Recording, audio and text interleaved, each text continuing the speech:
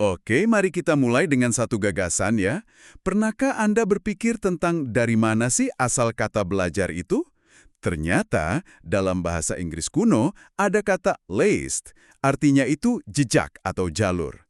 Jadi kalau ditarik akarnya, belajar itu ya pada dasarnya memulai sebuah perjalanan, mengikuti jejak ke tempat yang kita belum tahu. Dan ini nyambung banget sama sumber yang mau kita gali lebih dalam hari ini kan, dari buku Eric Schoenstrom, Wild Curiosity, spesifiknya di bab 11, judulnya Learning as a Journey. Idenya itu sebetulnya sederhana, tapi sekaligus radikal, bahwa belajar itu bukan proses yang rapi, yang lurus, seperti yang mungkin diajarkan di sekolah. Justru sebaliknya, Justru sebaliknya. Ini adalah perjalanan pribadi yang seringnya ya terasa kacau, nggak terduga, dan justru disitulah letak maknanya. tepat sekali. Dan rasanya kita semua butuh pengingat soal ini kan? Jadi misi kita kali ini adalah untuk mengupas tuntas apa sih artinya memandang belajar sebagai sebuah perjalanan, sebagai sebuah petualangan. Betul. Gimana kalau kita berhenti melihatnya sebagai daftar tugas yang harus dicentang dan ya mulai menikmatinya sebagai sebuah eksplorasi pribadi? Mari kita bedah bareng-bareng. Oke, mari kita mulai dengan membongkar mitos terbesarnya dulu. Mitos bahwa belajar itu lurus dan rapi. Di sekolah kan kita diajarinya gitu ya? Iya, seperti menyusun balok. Betul, kayak nyusun balok Lego. Belajar huruf dulu, terus digabung jadi kata, terus jadi kalimat. Dan tahu-tahu, katanya kita sudah bisa baca novel tebal. Semuanya teratur, berurutan, dan bisa diprediksi. Sangat terkendali. Persis. Tapi Schoenstrom, si penulis, dia menawarkan analogi yang sama sekali beda. Yang mungkin akan terasa jauh lebih jujur buat banyak dari kita. Dia mendambarkannya lebih mirip seperti balon yang dilepaskan di dalam ruangan. Wah, itu gambaran yang jujur banget. Saya bisa langsung membayangkannya. Iya kan? Balon itu kan melesat ke sana kemari tanpa arah. Nabrak langit-langit, muter-muter nggak jelas, dengan suara desis yang lucu itu. Kacau lah. Agak bikin cemas, tapi lebih terasa nyata ya. Tapi bukannya struktur itu ada gunanya? Kenapa kita justru didorong untuk menerima kekacauan si balon ini? Bukannya itu malah bikin frustrasi? Nah, ini pertanyaan bagus. Karena disitulah letak ketegangannya. Tentu saja struktur itu punya tempatnya, apalagi untuk dasar-dasar ya. Tapi analogi balon itu kuat karena ia menangkap esensi dari pembelajaran yang mendalam.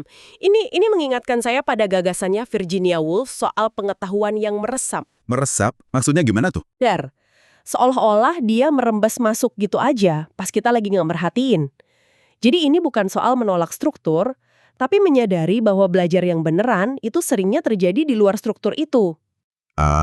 Jadi bukan sesuatu yang kita paksa masuk ya, tapi kita menciptakan kondisi biar pengetahuan itu bisa meresap dengan sendirinya. Tepat sekali. Dan ada penulis lain, Sven Berkerts, yang menganalisis ini lebih jauh. Dia bilang, pembelajaran yang otentik itu sifatnya pengalaman. Butuh dua hal. Oke? Pertama, diri yang aktif dan berpartisipasi. Kita harus terjun, terlibat langsung. Bukan cuma jadi penerima pasif. Harus ikut main ya. Harus ikut main. Dan yang kedua, butuh kepekaan untuk menerima. Dia menyebutnya semacam radar internal yang peka sama ide-ide di sekitar kita.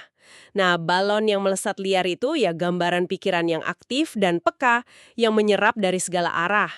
Tentu saja. Ya, menemukan ruang buat jadi balon liar ini di dunia modern rasanya hampir mustahil. Susah banget. Kita kekurangan waktu, dan yang lebih parah, kita terus-terusan diganggu distraksi digital. Schoenstrom kan cerita pengalamannya sendiri waktu coba nulis di perpustakaan. Iya, sengaja nggak bawa laptop. Sengaja nggak bawa laptop biar fokus. Tapi godaan tetap ada di komputer perpustakaan. Dan akhirnya, dia menyerah juga sama nyanyian sirene internet. Ini kayaknya masalah kita semua ya. Niatnya mau fokus, tapi godaan satu klik itu luar biasa kuat. Dan ini menggarisbawahi poin yang sangat krusial. Terkadang, untuk membuat pikiran kita bergerak, tubuh kita juga harus bergerak. Menarik? Ada kutipan keren dari filosof Montaigne yang disinggung di buku itu. Gimana tuh bunyinya? Pikiran saya tertidur jika saya menyuruhnya duduk. Pikiran saya tidak akan bergerak kecuali kaki saya menggerakkannya. Ini kan semacam perlawanan ya terhadap budaya kerja dan belajar yang mengharuskan kita duduk diam berjam-jam di depan layar. Benar. Jadi intinya, tubuh dan pikiran itu nyambung banget. Kalau mau otaknya jalan, badannya juga harus gerak. Ngomong-ngomong soal gerak dan pikiran, bergerak itu kan pada dasarnya menciptakan jarak ya, dari satu tempat ke tempat lain. Dan ternyata, konsep jarak ini sendiri punya kekuatan yang luar biasa untuk memicu kreativitas. Ada satu eksperimen dari Indiana University yang dijelasin di buku ini dan saya rasa menarik banget. Oh, yang soal Yunani itu kan? Saya juga suka bagian ini. Silakan ceritakan. Nah betul. Jadi mahasiswa dibagi jadi dua kelompok. Kelompok pertama tugasnya biasa aja buat daftar semua alat transportasi yang mungkin ada di Indiana. Sangat praktis. Sangat praktis ya. Tapi kelompok kedua diminta melakukan hal yang sama, tapi untuk mahasiswa yang lagi belajar di Yunani. Tempat yang jauh dan eksotis, Betul. Dan hasilnya beda jauh. beda jauh. Kelompok Yunani itu menghasilkan daftar yang jauh lebih kreatif. Mereka nggak cuma nyebutin mobil dan bus, tapi juga masukin Segway dan bahkan kuda. Kuda di Athena modern. Mungkin agak repot ya buat parkir, tapi poinnya jelas banget. Jelas banget. Dan pertanyaan besarnya, kenapa itu terjadi? Para psikolog menyebut fenomena ini jarak psikologis. Jadi ketika kita memikirkan sesuatu yang jauh dari lingkungan kita sehari-hari, entah itu secara geografis, waktu, atau sosial, pikiran kita jadi lebih bebas. Jadi, nggak terkungkung sama realitas di depan mata. Persis. Kita terlepas dari batasan-batasan praktis yang biasanya mengikat kita. Kita berhenti mikir, oh itu nggak mungkin di sini, dan mulai mikir, bagaimana jika? Jadi secara nggak sadar, kita ngasih izin ke diri sendiri untuk berpikir lebih liar. Ini trik yang bisa kita pakai langsung ya. Kalau lagi buntu, coba bayangin kita ngerjain ini di Mars gitu. Persis. Atau bahkan bukan cuma jarak tempat, tapi jarak waktu. Coba deh tanyakan ke diri Anda, bagaimana saya akan melihat masalah ini 5 tahun dari sekarang? Wah, betul juga. Tiba-tiba, masalah yang sekarang rasanya besar dan mendesak, jadi kelihatan lebih kecil. Solusinya lebih jernih, jarak itu memberi kita perspektif. Ini alat berpikir yang ampuh banget. Dan ini juga nunjukin betapa personalnya sebuah perjalanan belajar ya. Sundstrom pakai analogi yang bagus. Kita mungkin duduk di bioskop yang sama, nonton film yang sama, beda-beda. Karena persepsi kita kan dibentuk oleh seluruh riwayat hidup kita. Seperti katanya jadi Anda, bukan jadi saya. Itu dia. Pembelajaran mungkin terjadi di ruang publik, tapi pemahamannya sepenuhnya pribadi. Dan karena itulah, kepemilikan si pembelajar atas prosesnya jadi sangat krusial. Pembelajaran terbaik itu terjadi ketika kita bisa membangun hubungan yang akrab dan personal dengan sebuah ide. Bukan cuma menghafal ya. Bukan sekedar menghafal buat ujian, ini bedanya antara cuma tahu dengan beneran ngobrol sama idenya. Bayangkan Anda bisa duduk semeja dengan Shakespeare dan nanya, kenapa Anda pilih kata itu? Apa yang Anda rasakan pas nulisnya? Wow. Ketika sebuah ide terasa seperti milik kita, ketika kita bisa bergulat dengannya secara pribadi, saat itulah pembelajaran yang mendalam terjadi. Nah, disinilah perjalanan belajar mulai terasa seperti sebuah petualangan sejati. Dan seperti petualangan pada umumnya, seringkali ia dimulai dari perasaan Tersesat. tersesat, betul. Metafora yang digunakan penulis ini kuat sekali. Diambil dari mahakarya sastra Dante, Inferno. Dante kan memulai perjalanannya dengan kalimat yang sangat terkenal.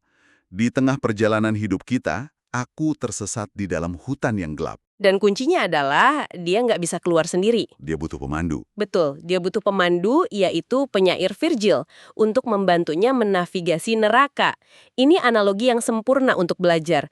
Seringkali pembelajaran sejati itu nggak dimulai dari kepastian. Bukan dari tahu jawabannya. Bukan, ia justru dimulai dari kebingungan. Dari perasaan, saya tidak tahu apa-apa. Betul. Hutan gelap itu, siapa sih yang belum pernah ngerasa seperti itu pas lagi belajar sesuatu yang baru dan rumit? Pasti pernah ya? Rasanya mau nyerah aja. Justru di hutan gelap itulah, di keadaan ambiguitas itu, rasa ingin tahu yang sesungguhnya mulai berakar. Sekolah seringkali menghindari momen ini. Maunya cepat-cepat kasih jawaban. Iya, mereka ingin cepat-cepat memberikan jawaban yang benar, menghilangkan kebingungan murid secepat mungkin. Padahal, nilai sebenarnya ada dalam proses pencarian itu sendiri. Perjalanan menjelajahi hutan yang gelap, dengan segala ketidakpastiannya, itu seringkali lebih transformatif daripada sekedar tiba di tujuan. Penulis berbagi dua pengalaman personal yang kuat yang menggambarkan momen tersesat ini. Ini bukan momen yang nyaman, tapi sangat mengubah cara pandangnya. Pertama, waktu dia baca ulang novel Lord of the Flies sebagai orang dewasa. Oh, ini menarik. Waktu kecil, dia melihatnya murni sebagai kisah petualangan anak-anak terdampar di pulau. Logis ya. Tapi pas dewasa, dia baca analisis para kritikus dan baru sadar kalau novel itu adalah alegori yang sangat kelam tentang sifat dasar manusia. Ini kan momen yang mengguncang ya? Sebuah momen aha yang merombak pemahaman masa lalunya. Itu bukan sekedar nambah fakta baru, itu proses menata ulang seluruh memori dan bahkan identitas masa kecilnya. Tiba-tiba cerita yang dia kira dia kenal jadi sesuatu yang asing dan jauh lebih kompleks. Betul. Dan yang kedua ini bahkan lebih rumit lagi. Saat muda, dia sangat mengagumi novel Celine, Journey to the End of the Night. Dianggap karya agung. Betul. Tapi bertahun-tahun kemudian, dia baru tahu kalau Celine itu seorang antisemitik yang penuh kebencian. Ini kan dilema yang berat. Gimana kita bisa tetap mengagumi sebuah karya seni kalau kita tahu penciptanya punya pandangan yang mengerikan? Dan nggak ada jawaban yang mudah untuk itu. Nggak ada sama sekali. Nah, kisah-kisah ini menunjukkan bahwa belajar itu bukanlah sekedar ngumpulin fakta kayak ngisi keranjang belanja. Ini adalah proses yang disebut Schoenstrom sebagai evolusi internal. Evolusi internal? Iya, ini adalah proses yang membentuk narasi pribadi kita, jati diri kita. Proses ini berantakan, penuh dengan keraguan, dan terkadang menuntut kita untuk membongkar apa yang kita yakini sebelumnya. Jadi bukan lagi soal benar atau salah. Bukan, ini soal bagaimana kita menegosiasikan ulang nilai-nilai kita sendiri. Belajar di level ini mengubah siapa diri kita. Jadi kalau kita coba tarik benang merahnya dari semua ini, belajar yang sejati itu bukan jalan tol yang lurus dan bisa diprediksi ya. Jauh dari itu. Tapi lebih mirip trekking di hutan mungkin. Analogi yang bagus. Kadang kita tersesat, kadang kita nemu pemandangan indah yang nggak terduga. Dan kadang kita harus balik lagi ke jalur yang sudah kita lewati untuk melihatnya dari sudut pandang baru. Betul sekali. Ini semua tentang proses bertanya dan mencari. Bukan hanya tentang menemukan jawaban. Dan ini sebenarnya bukan ide baru yang radikal ya. Bukan sama sekali. Filsuf pendidikan John Dewey seabad yang lalu sudah menulis tentang hal ini. Dia bilang ada peluang luar biasa dan undangan untuk berpetualang di masa sekarang. Jadi, jika kita menerima bahwa belajar adalah sebuah petualangan, bukan sekedar persiapan, bukan cuma persiapan untuk masa depan, tapi sebuah pengalaman berharga saat ini, maka proses belajar Anda akan terasa jauh lebih otentik dan bermakna. Ini tentang menghargai perjalanannya itu sendiri, bukan cuma terobsesi dengan tujuan akhir. Di akhir pembahasan tentang perjalanan ini, penulis menutupnya dengan metafora yang sangat indah, yaitu tentang seekor anak elang yang belajar terbang. Ah, ya. Anak elang itu kan nggak belajar terbang dengan baca buku manual atau ikut instruksi langkah demi langkah dari induknya. Dia nggak ikut kursus terbang ya? Betul. Dia belajar dengan melakukan satu hal yang paling menakutkan sekaligus paling penting, mengambil lompatan keyakinan dari tepi sarang. Itu dia. Terkadang dia berhasil mengepakkan sayap dan terbang, terkadang dia jatuh dan harus coba lagi. Lompatan itulah tindakannya, itulah pembelajarannya. Tepat sekali. Jadi, sebagai penutup, kami ingin meninggalkan Anda dengan sebuah pertanyaan untuk direnungkan. Jika belajar yang sejati menuntut sebuah lompatan ke dalam ketidaktahuan, sarang kepastian mana dalam hidup Anda? Baik itu keyakinan lama, kebiasaan, atau cara berpikir yang sudah terasa sangat nyaman, yang mungkin perlu Anda tinggalkan, agar Anda benar-benar bisa belajar terbang.